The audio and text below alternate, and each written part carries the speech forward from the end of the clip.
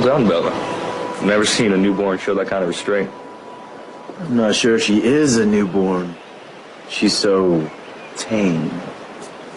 Don't antagonize her. She's the strongest one in the house. Please. Kristen, good afternoon. Good afternoon. How are you? I am very good. How are you?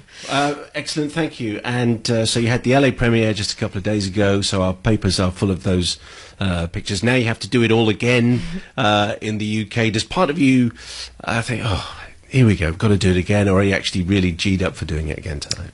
Yeah, no, we actually get to do it 3 more times. Oh, okay. Yeah. You do get a little desensitized as it goes along, just because you do know that there's another one coming. And I think this time around it's been really easy for us to sort of not let 1 second pass us by, and I think we're totally geared up. And also are you thinking, as this is the end of the story, presumably, that you need to sort of remember all this stuff and cherish all the moments because this is the end of Twilight? It's obviously been an extraordinarily important thing for you, and you need to remember.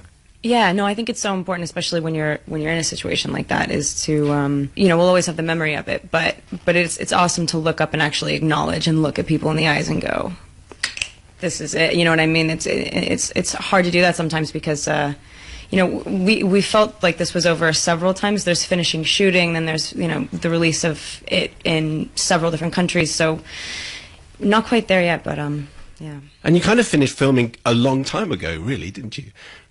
Yeah, ages ago. Yeah, like close to 2 years ago.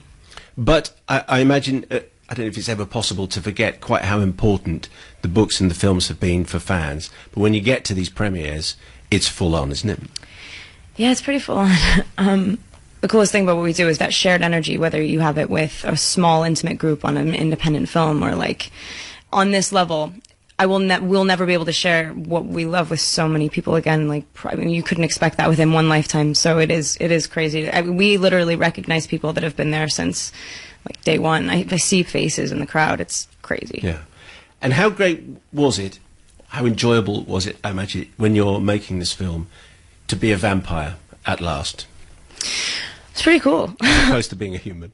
Yeah, I had been sitting around watching people do it for years. It was nice to finally fight boys. Yeah, totally. So and the stunts, which of the stunts did you do? How many of the stunts were yours? Because it looked as though you were having a great time. Yeah, it was fun. I generally love doing any, like even if I could just run for some reason, that's just like it's one of my favorite things to do. I leaped off this giant platform into a fake mountain lion, which was an interesting experience. I thought that I wasn't going to be able to get close to any of those sort of ridiculous, really vampire-y moments, but they definitely put me through it. You're saying that's a fake mountain lion? Yeah, there's this like large tube, fashioned after a mountain lion. It looked like the real thing. As far as I'm disconcerted now, I'm slightly disappointed. Yeah, well, I mean, did you break your thumb or something? Was that when you had an accident, or was that on one of the other stunts? That was something else, actually. Yeah, no, it turns out I'm actually not a vampire, so I can't do some of those things. I know. I don't know. I was a little overzealous. What do you remember now, looking back? As I understand it, Catherine Hardwicke came and you did your audition for her when you were doing Adventureland. Yeah. Does that seem like another lifetime? It kind of depends on how you think, like what mood I'm in. Sometimes it literally feels like it was yesterday. I feel like if Catherine called me up and said that we had to do some scene again, or I could get into that mindset in a split second. What did she ask you to do? Do you remember? For the audition? Yeah, God, I spent 5 hours in a room with her when I first met her. It was crazy. We didn't want to stop. We did so many scenes. Honestly, we did almost every big scene in the movie. We did a million times. And did you know then how big everything was going to be? I mean, the books are extraordinary. I interviewed Stephanie Mayo, when it was still quite fresh, and I have to say I didn't realise quite how huge these books were going to be. But when you auditioned, you knew. No, not at all. We didn't even realize that we were going to do a sequel. That was a huge deal to us then, even the idea of it. And it grew very, very quickly. Right after we had finished the movie, it was very clear. We went to Comic-Con and there were 6,000 people there, and it was like this wave of human energy that was like baffling to all of us. And yeah, there you go. But that wave of human energy presumably means that I mean, that has kept the directors, all the different directors that you've had, tied to this to the books. You know, that those fans are absolutely determined that the film should stay loyal to where you were with the original books, aren't they? I mean, that's a good thing, but it also, I guess, can be limiting if you want to change it at all. Yeah, I suppose so. I'm 100% with them. I mean, this is kind of an intense term, actually, to be honest. But people, like the producers, call me the book Nazi because I just thought it was ridiculous. Anything that was different, I just didn't understand the reason for it. And yeah, so I mean, I'm with them. And we didn't really want to, all the directors felt the same way, I feel. I know that Bill, you can tell by watching this movie that he is an enormous fan of it. You can feel his love in it, I think, which is nice. This program has been very vocal in its support of Twilight, and the film critic who works on the show, Mark Kermode, wrote a piece in The Observer this Sunday about why the Twilight saga is better than Star Wars. And in the comments section on the Observer's website, he got the most astonishing level of vitriol from essentially middle-aged guys who don't get it. Right. And there are a number of essentially middle-aged bloke film critics who don't get it. Right. You must be aware of that. I mean, it must be a source of frustration that it's almost as though they don't really understand where these books came from. Well, I mean, that's okay. It's weird. There's something about being a part of a group. This thing is always... It sounds weird, but it's true. It has brought so many people together. There's nothing wrong with a bit of us and them mentality. Right, and what do you mean by sort of it's brought everyone together? Fans tell me all the time, like, I know so many of my friends because we love it together. Anytime, you know, you don't like something by yourself, it's a little less than if you don't like something with somebody else. You can hate it together, but it's like, it's the same thing for when you really love something. It's flammable. I mean, it's contagious. And but so that's the upside. But I would just wonder if it annoys you and the rest of the crew, if you know, when you read this stuff from people who clearly don't understand the source of these books. Not really, man. I mean, no. Like I think I'd rather be involved with something that people involved with something that people either love or hate, rather than sort of feel somewhere in the middle about. Yeah, you know. No, it doesn't. Honestly, it doesn't. I can stand up in front of this thing because I feel so strong with the people that I'm standing with, and I'm so proud of them, and you know, we're part of a large group, so it's all good. You are part of a very large group. And when people talk about Bella as being a role model, what do you make of that? Do you understand that? Do you agree with them?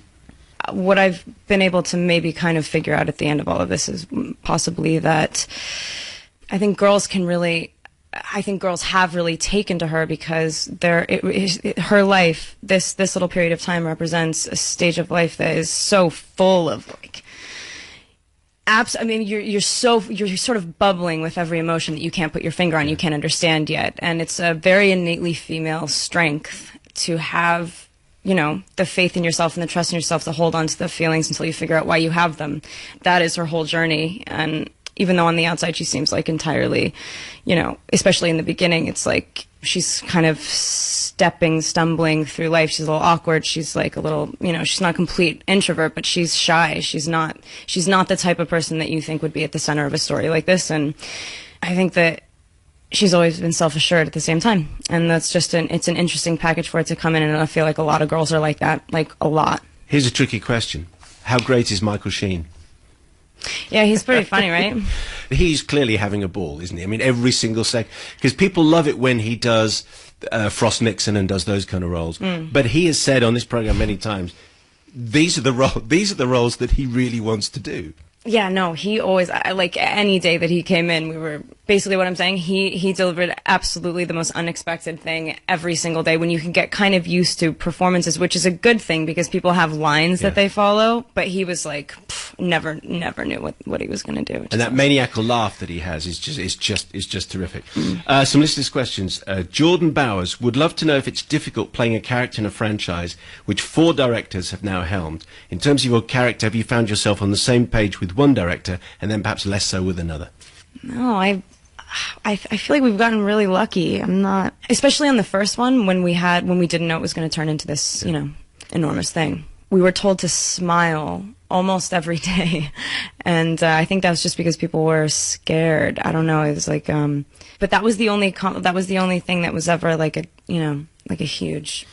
Emily Simpson, your role as Joan Jett in The Runaways was different to anything you'd done before. I love the film and your portrayal of Jett. Would you consider doing any more band biopics in the future? Or maybe bring out your own music? Yeah, I mean, absolutely, I'd be open to that. But yeah, I don't think I'll be releasing my album anytime soon. We had Ben Affleck on the show last week. I don't know if you've seen Argo, but there is talk that you're in a movie with him called Focus. I know this stuff is out there and being discussed all the time. Right. You must say, but is that right? I mean, he certainly came over as the nicest guy we've ever had on the show. Yeah, he's really nice. That's awesome. No, honestly, I perfectly candidly just not sure yet. I mean, that's Just not allowed to. No, fair enough. I mean, but if people look at the other films that you've done around the Twilight films, Adventureland we mentioned, The Runaways we mentioned, On the Road we've talked about on the programme, is that the kind of sort of more indie feel that you'd like to go in next? I have the same feeling on, if you can find people that you share something with, honestly, you could do it at any scale. That's not, it's always about, the story you're telling. I really am attracted to both. So no.